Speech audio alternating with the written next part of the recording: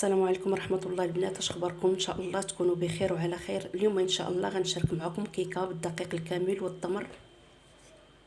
هنايا خديت المول الحجم ديالو 22، دهنته بالزبده ودرت ليه ورق الطبخ، ضروري نفرشوا ليه ورق الطبخ. وخديت 300 غرام ديال التمر، مسحته وفرقته على جوج، كل حبه فرقتها على جوج، 300 غرام. والحجم ديال المول 22. وممكن تدهنوه بالزيت وترشوه بالدقيق، لكن ضروري ورق الطبخ نديروه، عاد نديرو التمر. وبالنسبه للدقيق عندي 4 الكيسان ديال ياغورت، 4 الكيسان 300 غرام. 300 غرام ديال الدقيق الكامل غربلته مره واحده، خديت منه النخاله الغليظه غربلته مره واحده. 300 غرام 4 الكيسان ديال ياغورت عامرين بهذا الشكل. وعندي 90 غرام ديال الزيت النباتيه، 9 ديال المعالق. وعندي هنا 120 غرام ديال السكر حبيبات طحنته، 120 غرام، 6 ديال المعالق كبار. وعندي كذلك جوج البيضات متوسطين 120. 350 غرام ديال الحليب او مليلتر. عندي جوج خمارات 16 غرام. وعندي الفاني بودر. وعندي كاوكاو مهرمش للتزيين.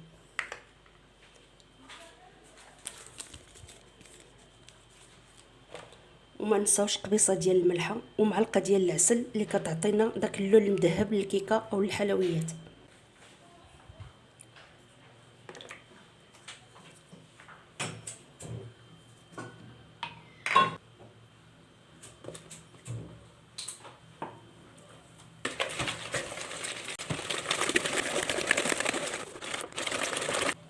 وعندي معلقه كبيره ديال القشور ديال الحامض او الليمون.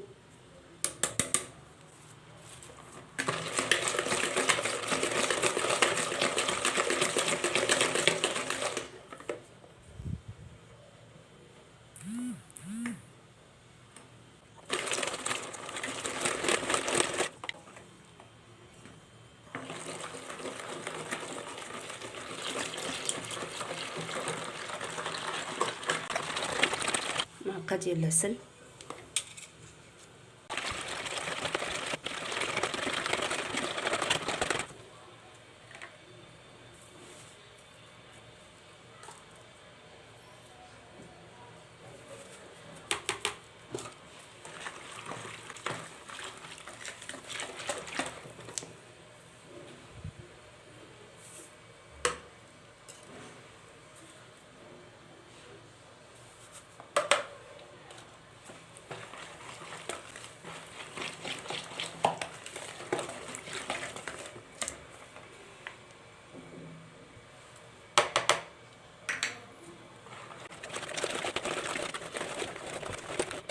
وكنخليو الخليط يتشرب شويه عاد نخويه في المول.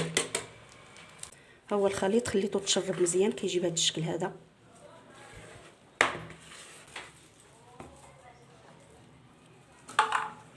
كنجيبو مغرفه باش ما كيطلعش لينا التمر ملي نكونوا نخويو الخليط.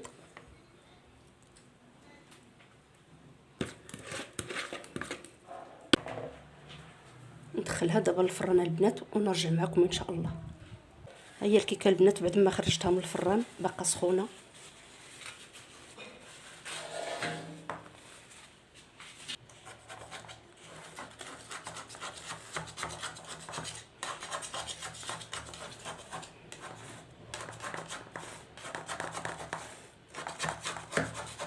هاد اللون البنات المعلقه ديال العسل اللي درت هي كتعطينا هاد اللون هذا مذهب.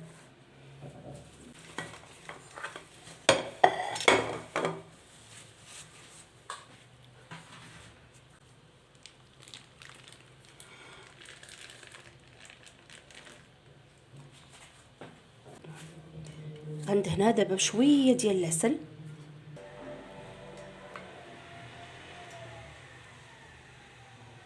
دابا كنزينها. ممكن تخليوها عاديه.